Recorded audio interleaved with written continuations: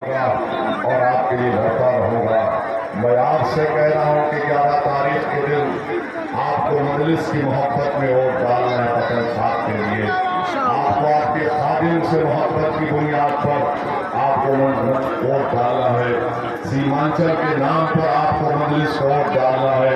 मेरे अजीज दोस्तों और बुजुर्गों, याद रखिए, लोग आकर आपसे कहेंगे कि ये जज्बाती बात करता है, मगर मेरे अजीज दोस्तों और बुजुर्गों, जज्बाती बात इसलिए करते हैं कि अल्लाह ने धड़कता हुआ दिल दिया है, अल्लाह ने दिमाग दिया है, अल्लाह ने हमको काबिल बनाया है, अल्लाह ने हमको ये बताया है कि अगर तुम उस वक्त तक मोमिन नहीं हो सकते जब तक तुम किसी और की तकलीफ को अपने सीने में महसूस नहीं करते हो।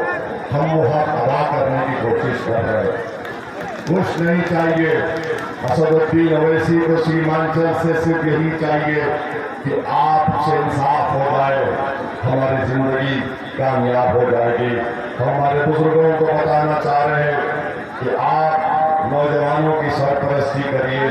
अगर मैं पार्लियामेंट में खड़े होकर अकेला एक सांसद पूरी पार्लियामेंट के 540 के ऐवान में एनडीए के 280 एमपीज के सामने राजद और कांग्रेस के बड़े बड़े नेताओं के सामने अगर खड़े रहकर बोल सकता हूं तो जो बिहार की जनता को पतन छाप वोट नहीं डाल सकते।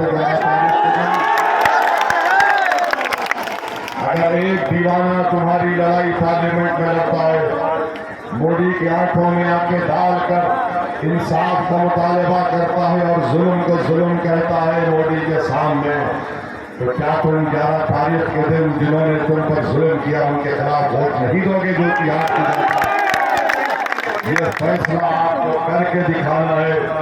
यहाँ पर तो हाथ में हाथ उठा दिया, मगर मैं आपसे अपील कर रहा हूँ कि आपको काम करना है।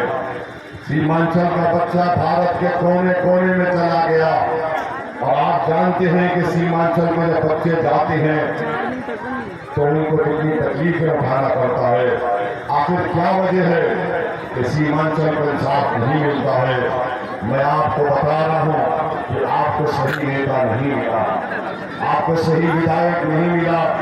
जो भी जीत कर गए अपने आप को उन्होंने मोटा किया, अपनी जात को मोटा किया, अपने खानदान को उन्होंने दौलतमंद बनाया। एक सीमांचल से अगर एक कोई खड़ा हो जाए और बेनस होकर सीमांचल की लड़ाई लड़े, बल्कि अगर